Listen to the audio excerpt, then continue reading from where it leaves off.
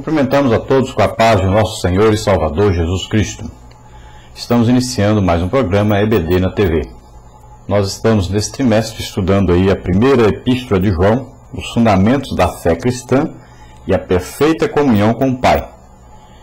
E hoje nós estaremos estudando aí a lição de número 9, que traz para nós como título o crente e as bênçãos da salvação. Nós temos aí como texto áureo Filipenses 2:12. De sorte que, meus amados, assim como sempre obedecestes, não só na minha presença, mas muito mais agora na minha ausência, assim também operai a vossa salvação com temor e tremor.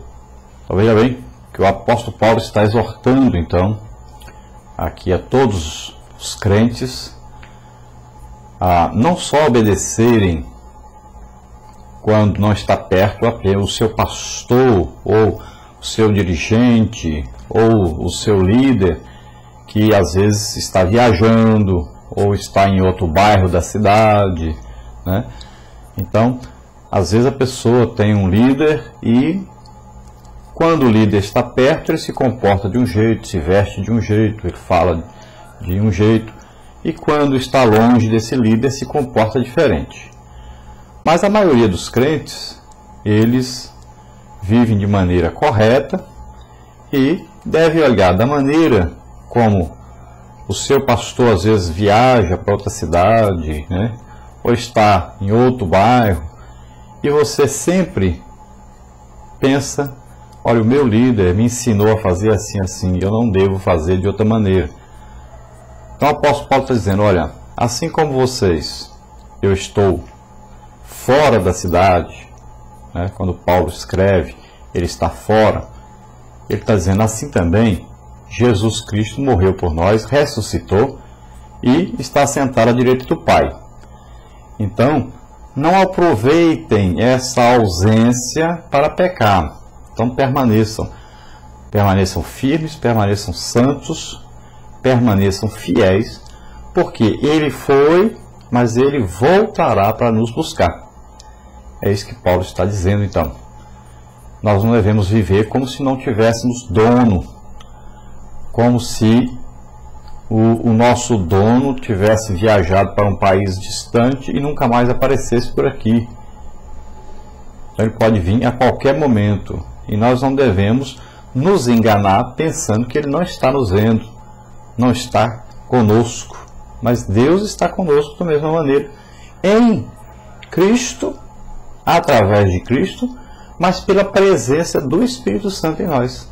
Então, nós estamos sendo vigiados bem de perto. Deus é um proprietário que vigia de perto a sua propriedade. O Espírito Santo está morando em cada um de nós. Ele sabe as nossas intenções, ele conhece os nossos pensamentos, ele sabe tudo a nosso respeito. Então, a possessão de Deus não ficou sem dono e nem deixou de ser vigiada bem de perto, bem intimamente. E Deus está presente em toda parte. Então, devemos nos comportar, viver de maneira a agradar esse nosso novo dono.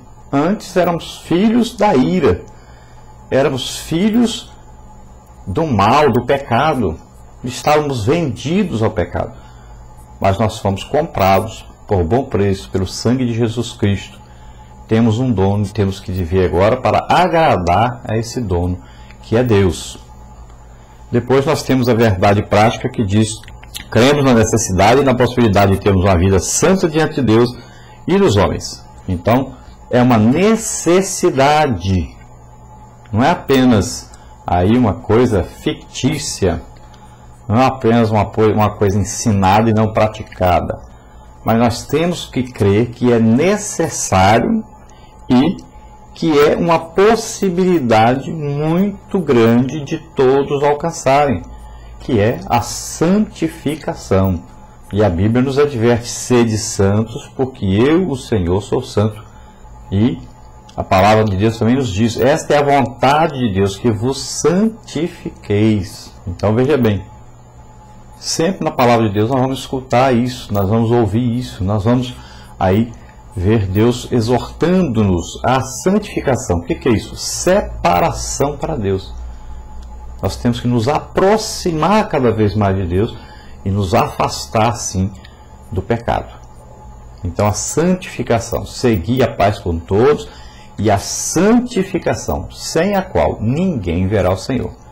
Deus é santo e nós temos que santificar a nossa vida, ou seja, nos separar cada vez mais para Deus, em toda a nossa maneira de viver, de ser, de agir, em tudo, nos aproximando cada dia mais de Deus.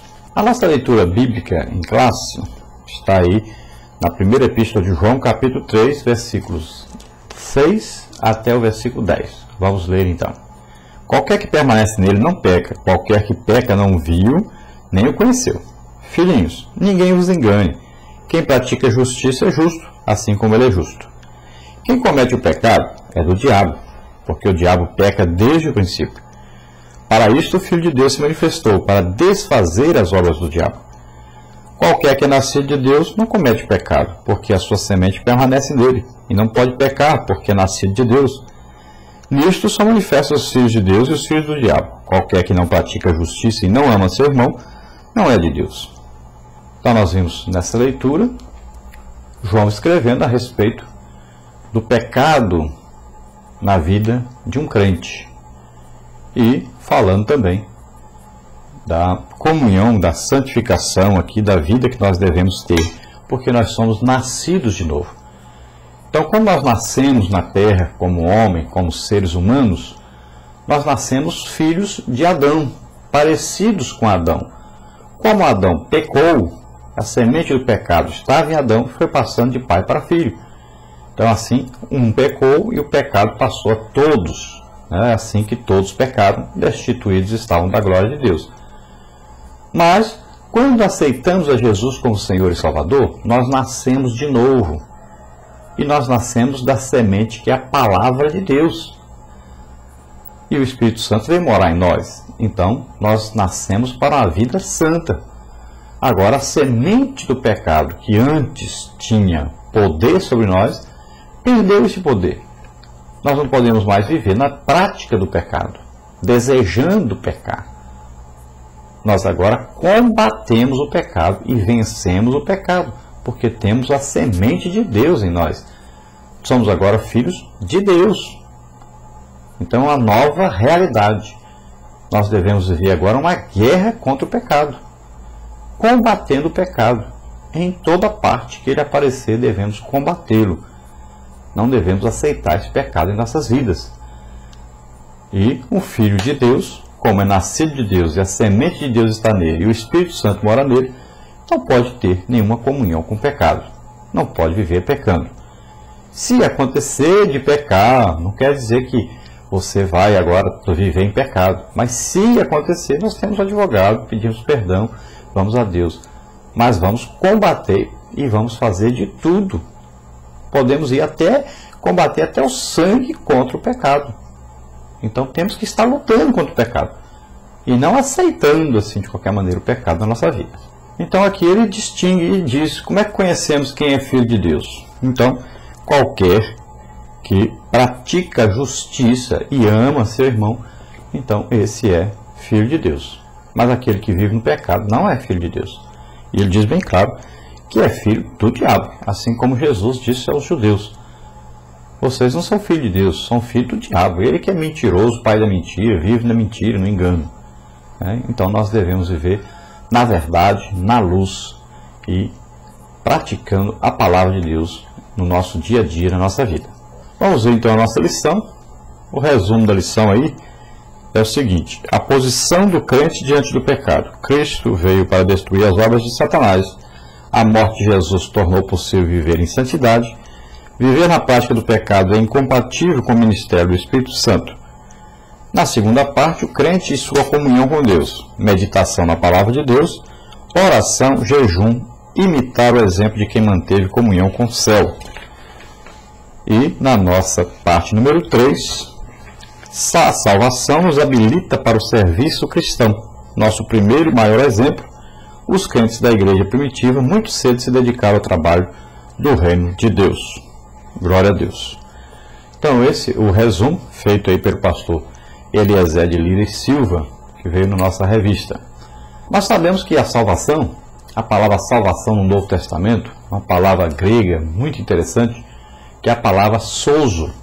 Eu considero o recebimento da vida eterna e do Espírito Santo como a primeira e mais importante bênção da salvação em Jesus Cristo.